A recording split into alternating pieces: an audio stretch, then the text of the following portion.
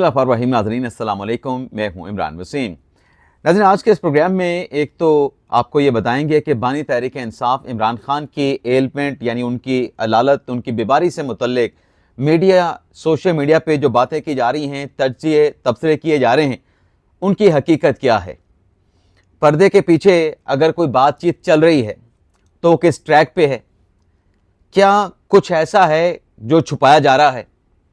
और एक अहम मुलाकात में एक बड़ी हुकूमती बासर ताकतवर शख्सियत ने इसी मामले पे क्या कहा था जब मेरी या मेरे दोस्तों की उनके साथ मुलाकात हुई थी। एक तो ये डिटेल इस खबर की आपकी खिदमत में पेश करेंगे, लेकिन प्रोग्राम का आगाज़ हम करेंगे जो बांग्लादेश के इंतखाबात हुए हैं और अब तक के जो नताइज सामने आए हैं, जिसमें बांग्लादेश नेशनलिस्ट जो पार्टी है यानी बेगम खालदा जिया की जो पार्टी है जिसने बड़ी कामयाबी हासिल की है, उसके मुकाबले में जमाते इस्लामी क्यों हार गई। इस खबर से अपने व्लॉग का आगाज़ करेंगे। तो प्रोग्राम का आगाज़ करने से पहले आपसे दरख्वास्त के चैनल को सब्सक्राइब कर लें, बेल आइकॉन का बटन प्रेस करें, वीडियो पसंद आए तो इसे लाइक और शेयर ज़रूर कीजिएगा। तो बात करते हैं बांग्लादेश के इंतखाबात की। गुज़िश्ता रोज़ 12 फरवरी को जो आम इंतखाबात हुए 300 नशिस्तों के लिए, ये सिर्फ बांग्लादेश की 13वीं असम्बली के इंतखाबात नहीं थे। इस वोटिंग के प्रोसेस में जो वोटर्स थे, जिनकी तादाद 12 करोड़ 70 लाख थी, उन्हें एक रेफरेंडम के लिए बैलेट पेपर भी दिया गया और जो बैलेट पेपर का चार्टर था उसे जुलाई चार्टर करार दिया गया। अब उसमें रिफॉर्म्स हैं कि मुल्की निज़ाम सियासत, अख्तियारात, उनमें क्या क्या रिफॉर्म्स लाई जा सकती हैं। तमाम स्टेक होल्डर्स को टेबल पे बिठा के उस पर बातचीत की गई, उस पर मुज़ाकरात किए गए, निगोसिएशन की गई, तो फिर रेफरेंडम करवाने का फैसला किया गया। लेकिन कल की पोलिंग के आगाज़ से पहले हम यहाँ 10 फरवरी को पहुँचे, बांग्लादेश में रात हो चुकी थी।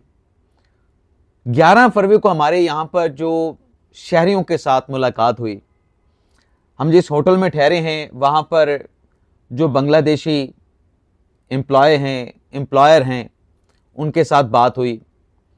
मार्केट में लोगों के साथ जो इंटरेक्टिव हुए, जो मुलाकातें उनके साथ गपशप हुई, तो ये पहले से ही जो अवाम थे वो ये बता रहे थे कि बांग्लादेश नेशनलिस्ट पार्टी जो है वो बड़ी आसानी के साथ कामयाबी हासिल कर जाएगी। और जमाते इस्लामी से मुतल्लिक जो रिजल्ट आए हैं, जिसमें बताया जा रहा है कि BNP ने 210 नशिस्तें हासिल कर ली हैं। वज़ीर आज़म शहबाज शरीफ ने उनको मुबारकबाद भी पेश कर दी है, डॉक्टर तारिक को, जो कि बेगम खालदा जिया के बेटे हैं। जमाते इस्लामी के बारे में जो लोग बांग्लादेश के खुद बता रहे थे कि 50 से 60 सीटें वो हासिल करने में कामयाब होंगे। आज सुबह के वक्त जब हम अपने होटल में नाश्ता कर रहे थे तो एक शख्सियत ने आके पहली बात जो मुझसे की, मेरे दोस्तों से की, कि देखा जो मैंने दावा किया था वो सच साबित हुआ। अब उसका दावा क्या था 11 फरवरी का? वो यही था कि 200 से ज़्यादा नशिस्तें बलूचिस्तान अपने बांग्लादेश नेशनलिस्ट पार्टी हासिल करेगी और जो जमात इस्लामी है वो 65 के करीब नशिस्तें हासिल करेगी। तो आज वो कह रहे थे कि जैसे मैंने कहा था वही नताइज सामने आए हैं। इसकी वजह क्या है? इसकी वजह ये बताई गई कि जो रूट्स हैं बांग्लादेश में सियासी जमातों के, उनमें 2 बड़ी सियासी जमातों के रूट्स हैं, जिसमें बांग्लादेश नेशनलिस्ट पार्टी है और अवामी लीग है। अवामी लीग को तो इस इलेक्शन में हिस्सा ही नहीं लेने दिया गया, उन पर पाबंदी थी, पाबंदी लगा दी गई जो रेवोल्यूशन हुआ उसके बाद। और जहाँ पे, बल्कि एक और चीज़ भी आपको बता दूँ, शेख हसीना वाजिद की जहाँ पे रिहाइशगाह थी, जहाँ पर मुजाहिरीन स्टूडेंट अंदर गए और जाके तोड़फोड़ की, और उनके अंदर जाने से पहले ही शेख हसीना वाजिद जो है अपने हेलीकॉप्टर पे बैठ के यहाँ से रवाना हो गई थी, एयरपोर्ट पे चली गई थी। वो रिहाइशगाह भी हमने विज़िट की है। उस पर बड़ा ज़बरदस्त किस्म का, जहाँ पे इनोवेशन के साथ, क्रिएटिविटी के साथ रेवोल्यूशनरी जो मॉन्यूमेंट है वो बना दिया गया है, जो कि पब्लिक के लिए अभी नहीं खोला गया, लेकिन हमने वहाँ का विज़िट किया, देखा। तो ये नताइज पहले से एक्सपेक्टेड यही थे। अब ज़ाहिर सी बात है कि जब इलेक्शन होता है पाकिस्तान में, जैसे इलेक्शन के बाद धांधली के इल्ज़ामात लगते हैं कुछ थोड़े बहुते या ज़्यादा जिस हद तक, तो वही कल्चर यहाँ बांग्लादेश में भी है। तो यहाँ पर भी कुछ एतराज़ात किए जा रहे हैं, कुछ थोड़े भी हैं कुछ ज़्यादा भी हैं, कि 150 सीटों के ऊपर दोबारा इंतखाबात करवाए जाएँ या कुछ सीटों के ऊपर रिकाउंट करवाया जाए।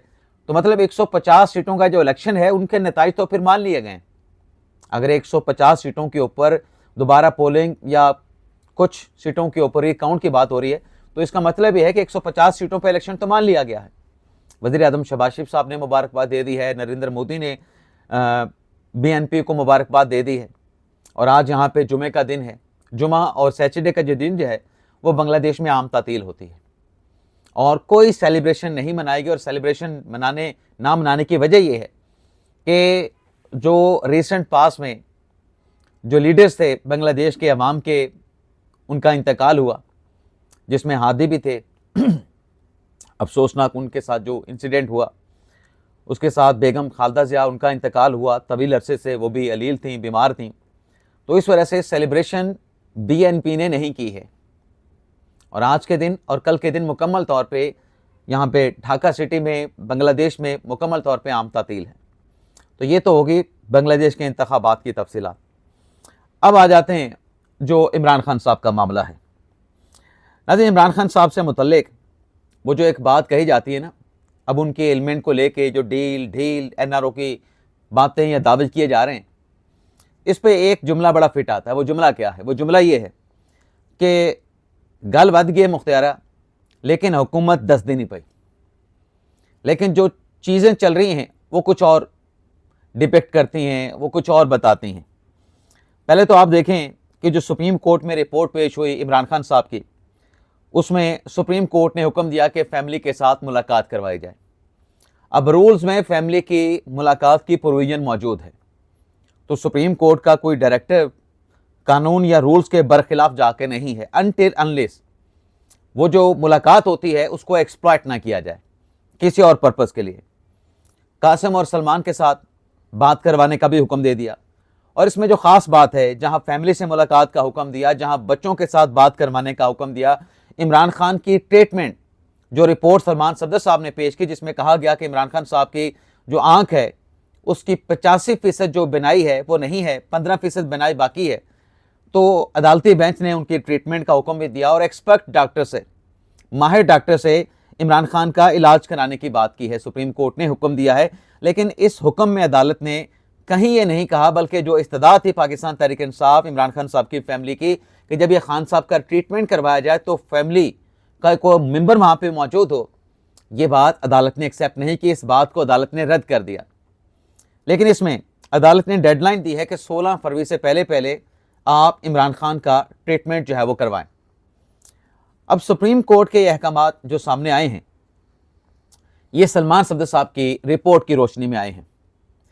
अब उस रिपोर्ट में जो कुछ लिखा गया, जो कुछ बताया गया, एक बात तो तय है ना कि खान साहब बीमार, उनकी आंखों को ट्रीटमेंट की ज़रूरत थी, तो इसमें किसी किस्म की गफलत, किसी किस्म की कोताही की गुंजाइश है ही नहीं। उनका ट्रीटमेंट बर वक्त होना चाहिए था और बर वक्त होना चाहिए। लेकिन सलमान सफदर की रिपोर्ट ये बताती है कि इमरान खान साहब की जो आंखें हैं उस पर खान साहब को खुद भी तशवीश है।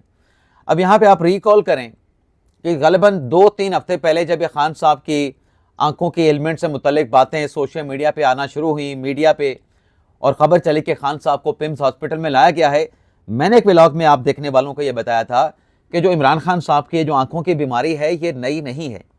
सलमान साहब की सफदर साहब की रिपोर्ट में जो लिखा गया कि अक्टूबर 2025 में खान साहब की जो आंख थी वो 6/6 थी, यानी मुकम्मल तौर पे खान साहब की जो आंख है वो अक्टूबर 2025 में ठीक थी। जबकि अलीमा खान साहबा का जो अपना स्टेटमेंट अगस्त 2025 का है, उसमें खुद कह रही हैं कि इमरान खान साहब को अपनी एक आंख में शिकायत है, तकलीफ की शिकायत है। और PTI के एक बड़े अहम शख्सियत, उनकी तरफ से हमारी जो उनसे बात हुई, हमने उनसे सवाल पूछा, ये पहले की बात बता रहा हूँ, उन्होंने कहा कि खान साहब की बीमारी पुरानी है। लेकिन हमने एक व्लॉग में जो बात कही थी ना कि ये जो खान साहब की अदालत है, ये एक मरतबा पिम्स हॉस्पिटल में विज़िट करने से ये मामला दुरुस्त नहीं होगा। खान साहब को 1 से 2 मरतबा फिर हो सकता है कि हॉस्पिटल लाना पड़े, उनका ट्रीटमेंट वहाँ पे करवाना पड़े। अब वो हॉस्पिटल पिम्स हो सकता है, कोई प्राइवेट हॉस्पिटल जैसे इस्लामाबाद में शिफा इंटरनेशनल है वो हो सकता है, या शौकत खानम हो सकता है।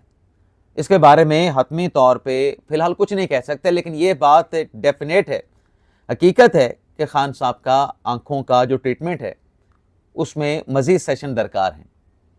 और हम नवाज शरीफ की बारी पे भी बात करते थे, इमरान खान साहब की अदालत पे भी बात करेंगे कि बीमारी के ऊपर मजाक नहीं होना चाहिए, बीमारी के ऊपर प्रोपेगेंडा नहीं होना चाहिए। लेकिन प्रोपेगेंडा क्या होता रहा इमरान खान साहब के सेल को लेके कि 6/4 के सेल में इमरान खान साहब को रखा गया है, इमरान खान साहब को कैद तन्हाई में रखा गया है। अब ये जो सलमान सफदर साहब की रिपोर्ट है उसमें क्या बताया गया कि इमरान खान साहब को अडयाला जेल में तमाम सहूलियात मैसर हैं।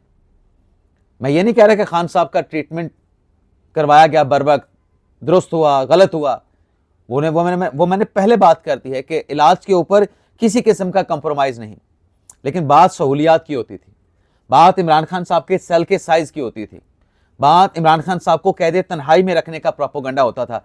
कल की रिपोर्ट क्या बताती है कि खान साहब को हर किस्म की सहूलियात मैसर हैं, खान साहब के सेल में सहूलियात मैसर हैं। इमरान खान साहब ने किताबें मांगी हैं, रेफ्रिजरेटर मांगा है। खान साहब अपना हफ्ते का मेन्यू खाने में क्या वो पसंद करेंगे, नाश्ते में, लंच में, डिनर में, खान साहब अपना मेन्यू खुद तैयार करते हैं। कहा गया कि खान साहब को गंदा पानी दिया जाता है। बताया गया है रिपोर्ट में कि नेस्ले का वाटर इमरान खान साहब को मुहैया किया जाता है। तो यहाँ पर जो प्रोपेगेंडा हो रहा था उसकी जो हकीकत है, इस रिपोर्ट ने, जो इमरान खान साहब के अपने वकील हैं जो कि फ्रंट ऑफ कोर्ट के तौर पे, अदालती कमीशन के तौर पे अडयाला जेल में गए, 3 घंटे तक अंदर रहे। खान साहब ने जो सिक्योरिटी कैमरे लगे हैं उन पर भी इत्मीनान का इजहार किया कि मेरी सिक्योरिटी के लिए हैं। तो ये जब सब कुछ प्रोपेगेंडा जो चल रहा था कैद तन्हाई का, 6/4 के सेल का, बल्कि मेरे साथ एक दोस्त मौजूद थे, मुझे बार बार बांग्लादेश में वो छेड़ते थे। हम जब वो मोनूमेंट विजिट करने के लिए गए, मेरे सामने बैठे मुस्कुरा भी रहे, तो वहाँ पे जो मिसिंग पर्सन शेख हसीना वाजद के दौर में जिनको रखा गया, उसका भी एक वहाँ पे लोकेशन बनाई गई है, क्रिएट की गई है, एक्चुअल नहीं है, क्रिएट की गई है। और उसके अंदर जो सेल हैं उनका साइज़ कोई 2.5x5 का है कि लापता अफराद को इस जगह पे रखा जाता था।